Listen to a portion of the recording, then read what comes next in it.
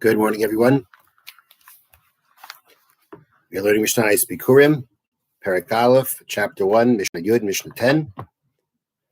Excuse me. I'd like to dedicate this morning's learning in memory of my mother, Mr. Shlomis Rabinowitz, Shlomis Bas Rabbi Yaakov Eliezer. The Eilim Avin V'Karban. These are the people who bring Bikurim and do the reading. So until now, we've had the examples of the people who don't bring or read. Then we have the examples of people who bring and don't read the passages. And now we're going to talk about those who do bring and do read. And some of them are really going to be something that we would have known already from the previous Mishnayos. Nonetheless, it's still listed because we're going through these categories. The Eilu Mevi'in V'Kairin. These are the ones who bring the Bikurim and do the reading of the passages that come along with Bikurim. Minoat Seres Barachag. Somebody who brings Bikurim from Shavuos until Sukkot. Before Shavuos, you can't bring Bikurim. After Sukkot, you bring Bikurim, but you don't do the reading. B'Shivas Aminim. Person who's bringing from the 7 types of fruit that the land of Israel is praised for, which again are wheat, barley, grapes, figs, pomegranates, olives, and dates. Mi'Peirei Shebaharim. From the fruit of the mountains, because Bikurim has to be brought from the high quality fruits. So when it comes to all fruits, with the exception being to dates, as we'll see in a second, from the fruits that grow on the mountains. The fruits that grow on the mountains are tastier than ones that grow on the lowlands. Therefore, it's the tastier ones you bring Bikurim from the lesser quality ones you don't bring Bikurim. From the dates in the valleys. So when it comes to dates, the primary part of the date is the honey, and the dates that grow in the valley have the most honey. The ones that grow in the mountains have less honey, and therefore the higher quality dates are the ones that grow in the valleys, and that's where you bring Bikurim from and do the reading. Mizei Seishaben, and from from oil producing olives. Olives, again, their main part is the oil. And the olives that produce honey in the best way, which the Mishna before said means that they don't lose the oil when it rains, because some olives, when it rains, the oil comes out. So the ones that the olives don't, the oil doesn't come out of those olives when it rains. Those are higher quality olives. Those are the olives that we say you bring the Bikurim from and do the reading. And here is something new, May Aver Hayardain, from the other side of the Jordan. That means is that to the west of the Jordan, you have the land of Israel. To the east of the Jordan, you have lands that we read in the Torah were conquered from Sichon, the king of the Amori, of the Amorites, and Og Melech HaBashan, King Og, who was the king of Bashan. Their lands were conquered and given to 2.5 tribes, to the tribe of Reuven, the tribe of Gad, and half of the tribe of Manasseh. So those were lands that were conquered by Moshe and the Jewish people, and God said these belong to the Jewish people. It was given to part of the Jewish people. That's where they took their portion instead of taking an Eretz Yisrael proper. And it happens to be that Trumas and Maasros apply in those lands. So at this point of the Mishnah, this part of the Mishnah is saying that the same way Trumas and Maasros apply in the land called Aver Hayardain, the land on the other side of the Jordan, so too Bikurim applies.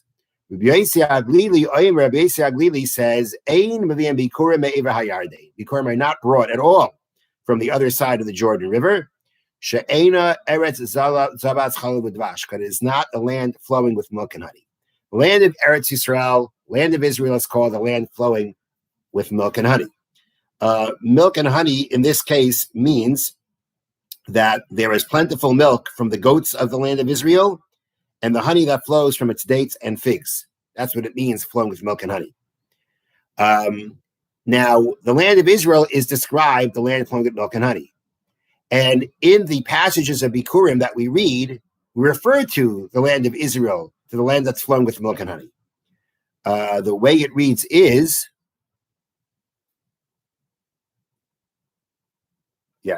that's what it's. I don't remember. I don't see the whole full verse. But again, within these verses that we read with Bikurim, the land of Israel is called the land flowing with milk and honey. Now, the land on the other side of the Jordan is not called that. Nonetheless, we also say when we read, excuse me, the passage of Bikurim, we also refer to the land Asher Nasatali, Hadam Asher Nasatali, the land that you gave me. That land on the other side of the Jordan, God gave to us. And therefore, the question is basically, what do we follow? Rabbi Yitzchak that says you don't bring Bikurim from the other side of the Jordan because it's not a land flowing in milk and honey. He says that being that in the passages of Bikurim, we refer to Eretz Yisrael as a land flowing in milk and honey, then that's the only place we bring Bikurim from. The Tanna Kama, the first opinion who argues, says that actually we follow more that which it says, the land you have given me, which would include the land on the other side of the Jordan. And therefore he says that we do bring Bikurim and read the Bikurim passages when bringing from there. And the halacha follows the opinion of the Tanna Kama of the first opinion of the Mishnah that Bikurim are brought and when you bring are brought from the Aver HaYarden, from the other side of the Jordan, and you read the passages of Bikurim with that.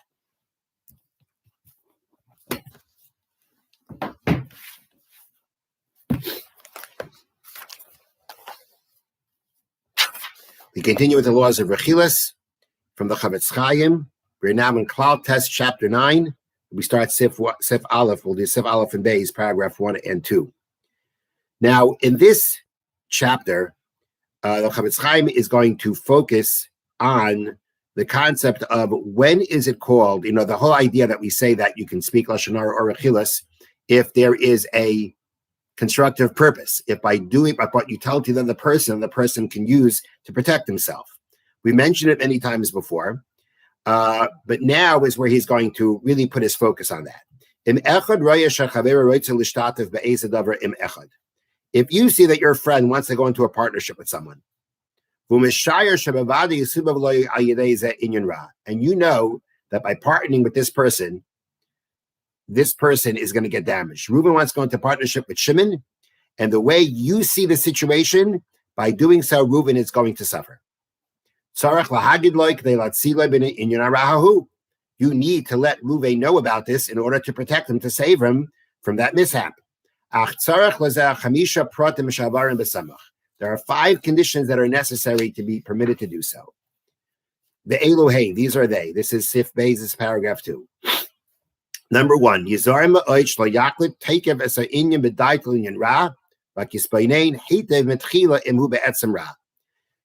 evaluating a situation that it's going to turn out bad for Reuben. Don't be quick to decide that. You got to think it well through before you're ready. Before you decide that it's going to be bad, think it through. Beis, number 2, when you tell Reuben about what you're afraid of that's going to happen to him if he joins up with Shimon, you've got to say it as it is. Don't exaggerate it. Don't make it bigger than it is. Gimel, 3, your intention has to be for a constructive purpose. Meaning, in order to take the damage away from this person, not because you dislike that person. You can't do it because you're trying to get back at Shimon. You can only do it if you're trying to help Reuben. Now, in parentheses, he adds, you have to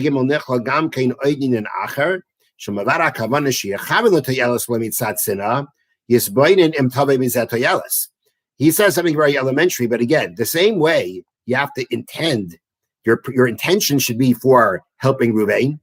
You got to do it. It has to be that something that's really going to help Reuven. I'm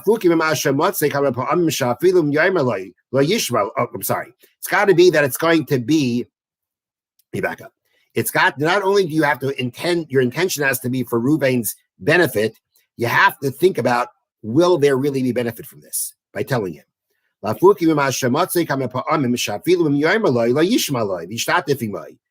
times you'll tell him what you have to say. He's not going to listen to you anyway.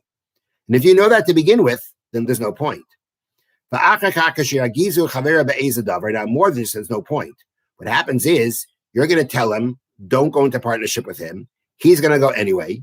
And then when they get into their problems, what's he going to do? He's going to say to Shimon, the partner that you warned him not to go with, you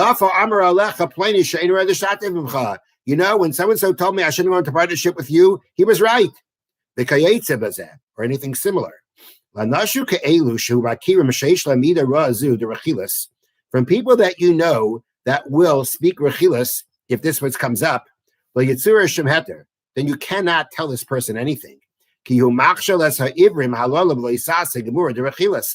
you're causing these people to stumble with the prohibition of rechilas. Meaning, if you go ahead, there's really two issues here. You want to tell him not to go into partnership with Shimon because it's gonna hurt him. Now, if he doesn't believe you, he's not going to listen to you anyway. So there's no purpose. So it's just rechilas or Lashon Harah. Now, but it's even worse than that, because if you're talking about a person, right, that now let's say the person wouldn't believe you. Maybe he won't believe you, but he won't take it any further. So maybe you could say, maybe I should try to tell him anyway. I should try to convince him. But then the problem becomes again, but there's also the danger of what the Chavetz Chaim says, that when he gets into a fight with his partner, he's going to say, so-and-so said this about you, that I should never go into partnership with you, and he's right. If he does that, he's speaking rechilas. So the Chavetz Chaim says, if you know this person's not going to listen to you, and you know that he has the tendency that he'll do this, he'll land up speaking rechilas against you, then there's no heter for you to say this, because you're basically causing him to stumble, you're causing him to sin. And therefore, if the person is not going to listen anyway, one has to really figure out if there's any purpose in doing this at all. That's number one. And number two, you have to realize that if this person is then going to turn and say to the person, his partner, I never should have gotten into a partnership with you, like so-and-so told me, and he has a tendency to do that, then you're causing him to sin.